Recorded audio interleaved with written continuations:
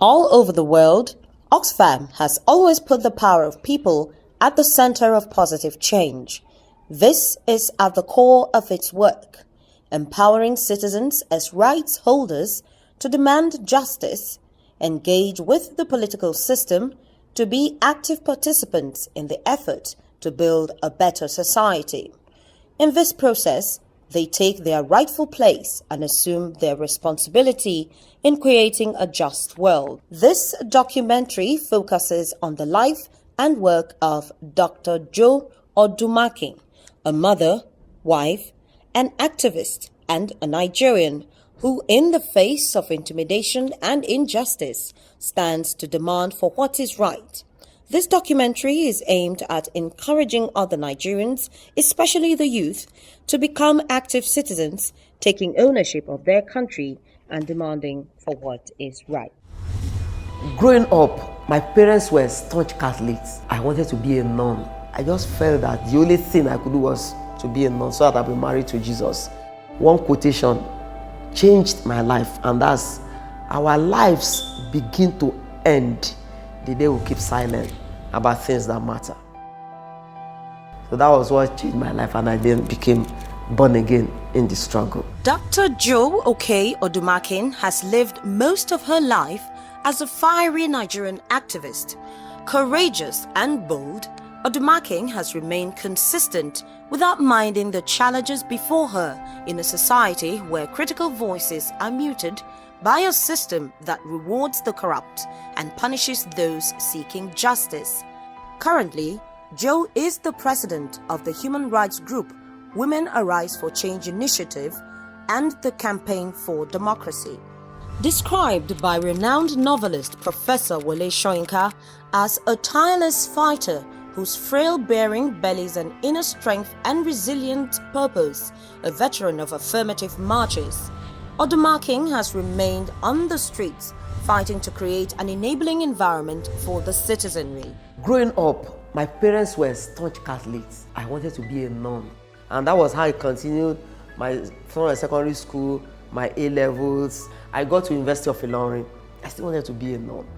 So one day, one very strict lecturer called my matriculation number that you see after the lectures. And then when writing our tests, we have to keep straight head. You must not move. So my friend asked me, Pauline, I said, "Did you turn your neck, Reverend Sister?" I said, "No."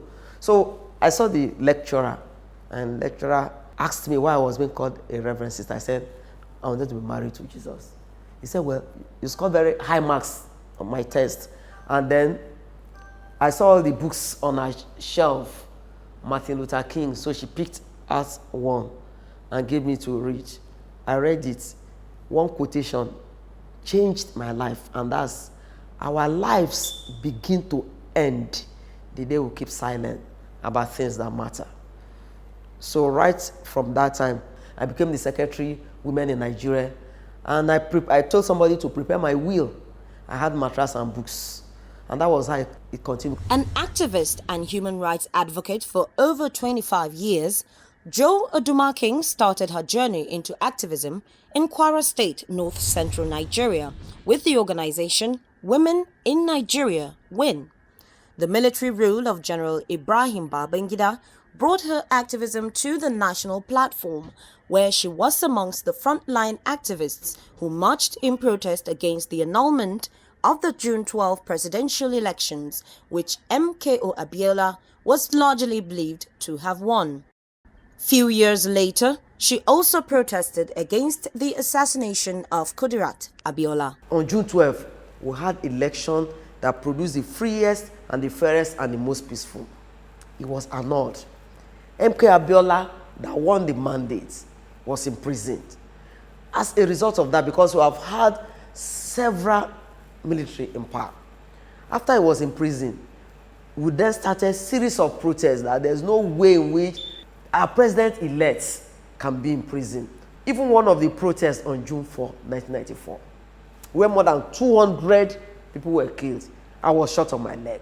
And in the place of shooting, thank God I escaped, although later on, I was detained for about 6 months. Unfortunately, we lost the man and the mandate. Even the wife, Kudirat Abiola, our heroine, She was also there at the forefront. We never knew that the military would kill her. She said she would pay with her blood. But one day, on June 4, 1996, Kudirat Abiola was shot on the head. We lost that heroine of all times. We'll never ever forget her. We engaged in series of protests, including going to paste poster of IBB, the person who annulled the election, General Ibrahim Badamasi Babangida, go now, go, go, go. And I volunteered, went to the barracks to place my own posters. And I told those people around, stay at the back in case I'm shot dead. One did that because we fought so hard for democracy. This led to her numerous arrests for no less than 17 times, spending months in detention without trial. It was during one of such detentions she met her husband, Joe Odumakin, with whom they have 2 children. In the dark days of the military, we met in a detention facility. First we became friends, then we got married in 1997. And since the time I met her up till now, her passion has not changed. She's an incredible woman. She organizes remembrance programs of all the matters of the struggle, like MK Abiola, Kudirat Abiola, and the rest. And I often ask her, your parents are late. You have never gone out of your way one day to do any of these activities for them. She's not doing those things for all those people. She's doing it for the cause they lived for, what they died for. It's not very common in our climb for a woman to have that kind of passion, to get involved passionately in the struggle the way she did, suffering, battering, detentions here and there. And that really fascinated me. I admired what she was doing. I admired the commitment she brought into it, and the fact that we are people of like passion. Joe Odumakin, rescue the guys now! Joe Odumakin's passion against injustice catapulted her to the center stage as she became a powerful voice in the Bring Back Our Girls campaign. The Bring Back Our Girls initiative is on the fight to return the schoolgirls abducted in northern Nigeria. April 2014, we just woke up to realize that close to 300 girls were taken at Chibok Secondary School. 10 days after that, I issued a statement, rescue our girls now, because I believe that someone that is alive is the one that can be rescued.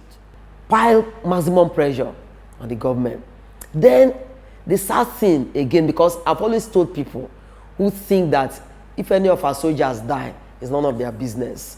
Why campaigning for the rescue of the Chibok girls? The news that some of our soldiers were running away because they did not have superior weapons. The tale that our soldiers are just being killed like chicken. The fear that one day we'll wake up and we'll find out that Boko Haram has killed all those confronting them. We then decided to pass maximum pressure on the government that they must be properly equipped, the soldiers. They must be insured. They are human beings, they have families, so they should also be properly insured. Odumakin's activism cuts across national issues to individual Nigerians struggling with injustice. The case of Juliana Agomo that was accused of stealing pepper, just pepper that fell off. They got hold of her, security men around, and so worrisome. Market women and everybody gathered. Her clothes was torn into shreds. Her younger sister that was there of about 14 years, Juliana Agomo was about 19, her younger sister 14. And after tearing her clothes, just because the people around heard that it was pepper that she stole, they started going for dry pepper inside container. And they brought dry gin, poured it inside the pepper. While mixing it, they were telling her, tell the truth, you've been stealing. She said, no, she's not been stealing. Open your legs. If you don't open your legs, we'll force you. Seeing the way men, hefty men, took her legs. In fact, one of her legs was twisted, to the back, so that they would get the shape of her leg. Opening her leg, they started pouring that content, dry pepper with gin, pouring it inside her parts. And in the process, we just found out that all those that perpetrated the heinous acts, through all the efforts, through protests, through disguising, through combing the nook and crannies of that whole Ejigbo, were able to get them. And getting them, they were taken to court. And through that, they were brought to book. And as we speak, the case is still in court. And I told Nike, that is in school, that she will get justice. The sister that is nowhere to be found now will also get justice. We just want to ensure that impunity that is on the rise will have no place in our society. Her pursuit of democracy, good governance, and national development have been recognized and acknowledged locally and internationally, with a varying number of awards bestowed upon her. Standing out amongst them all is the 2013 United States Secretary of State's International Women of Courage Award, bestowed upon her by the U.S. First Lady Michelle Obama and the Secretary of State John Kerry. And of course, the National Merit Award given to her by Nigeria's President Goodluck Ebele Jonathan. Dr. Odumakin's drive for justice and a better Nigeria has never wavered, as she has stood her grounds over the years. She has been inspired, supported, and encouraged by several world-renowned icons in Nigeria and around the world. She has also impacted many people around her, both young and old, that they can be a better future for all Nigerians. One time she said to us that what she wants to see is to see a poorer society, to see a Nigeria where every person's right is defended, where we are all equal and nobody tramples on any other person's right.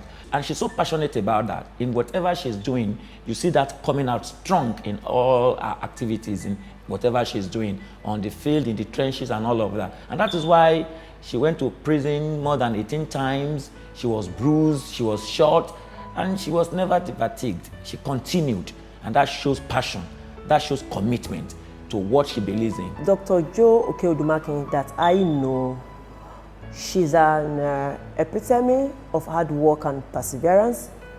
She's a dogged fighter. And one thing I like about her, she's a great cook.